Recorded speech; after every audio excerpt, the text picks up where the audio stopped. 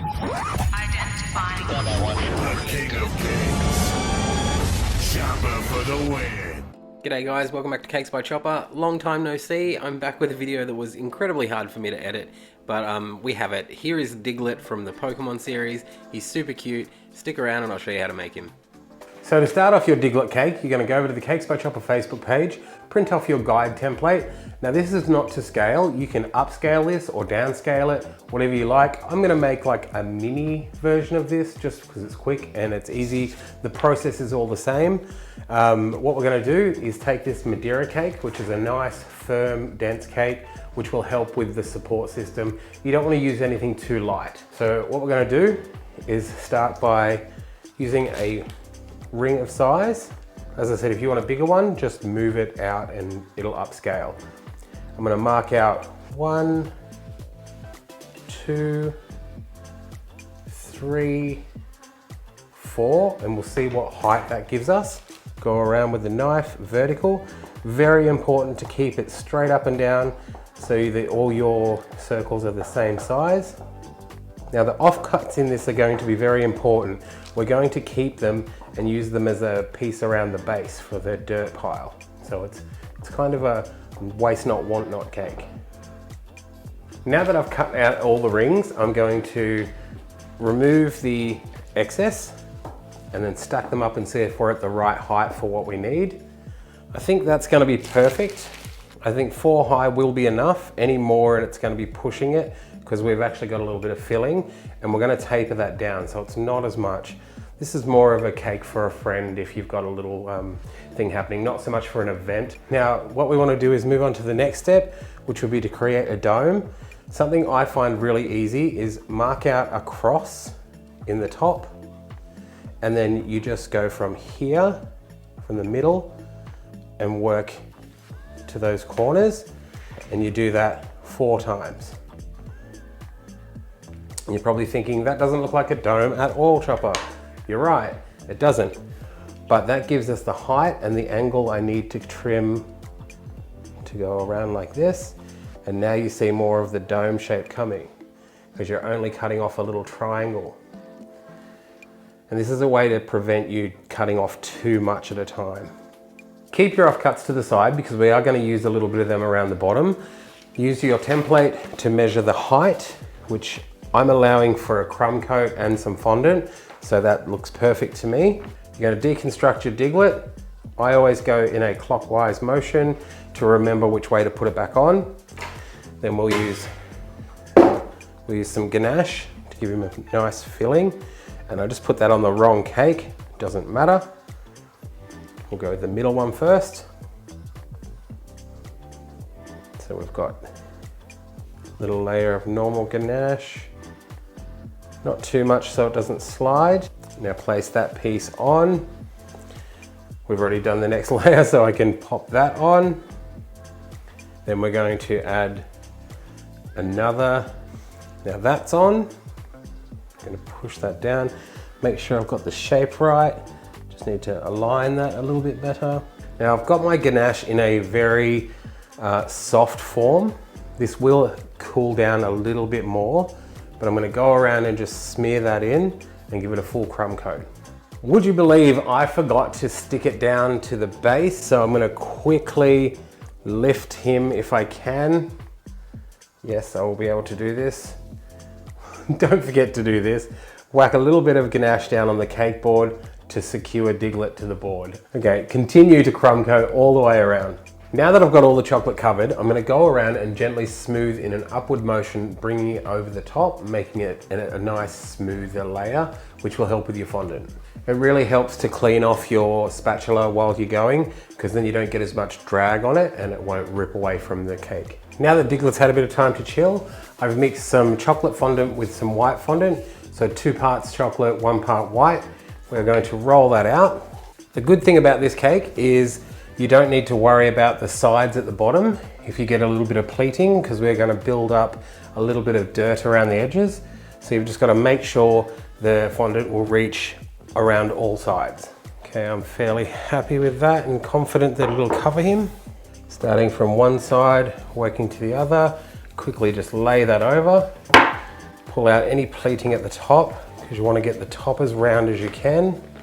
As I said, a little bit of pleating is fine, but I'm going to gently just work the fondant down. And this is the exact moment where the batteries on my microphone died. So I do apologize, we've reverted back to the voiceover technique. Once I've smoothed it down the edges, I trimmed off the excess, just going all around the cake. Don't worry about the pleating, there's a little bit at the bottom that will get covered and you won't see it.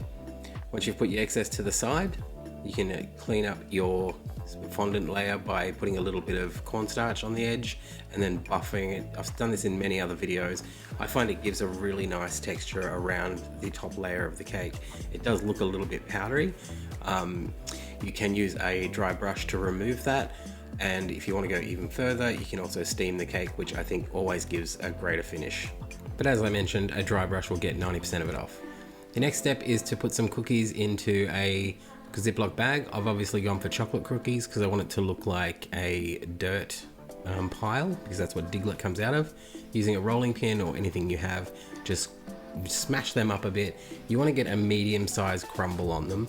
You'll get quite a bit of dust, which is great for filling in the smaller areas, but yeah, you just need like a few little chunks about the size of a quarter, I guess.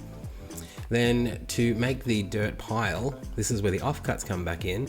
I've loosely cut them into shapes because when I put them on, you'll see that it forms like jagged rock. It looks like dirt that's been ripped up. Now I've heated the ganache up a little bit so it's quite runny. Dip it in, roll it around and just stick it willy-nilly all around that the edges of the cake. Have you guys heard the term willy-nilly? I think it might be an Australian thing. It just means to like chuck it on any old way, because you're creating a dirt pile, so it doesn't really have to be neat. Actually, the rougher the better. So as you can see, I'm just like loosely coating them in the chocolate and placing them around the edge. And I do this all the way around and build it up so it sort of tapers from Diglett down. You don't want to go too close to the edge, but this is entirely edible and it's actually quite delicious because the chocolate soaks into the cake. So there's actually not much that goes to waste on this.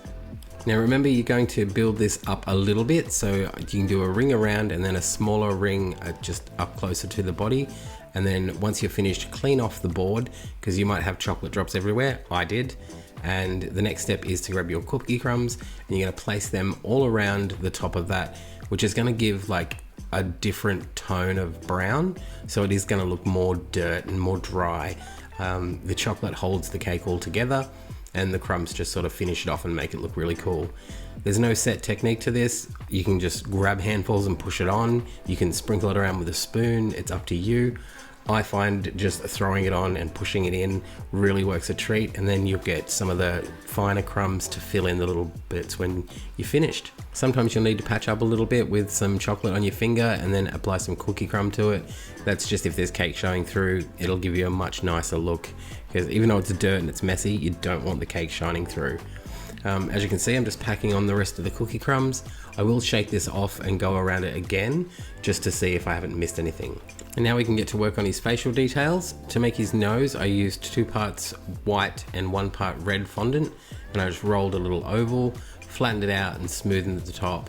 And I referred to the guide picture just to see if I had the right size, because you don't want the nose too big and you do not want it too small. To apply this, you're going to use a little bit of edible glue. Now, the trick to this is not using too much. If you put too much on there, the nose will just slide and that will mark your fondant, so it will dry as like this clear coat. So make sure you only put a couple of drops, and then, actually I'd even say a drop, and smear that around. Hold it on so it doesn't slide down the side of your face.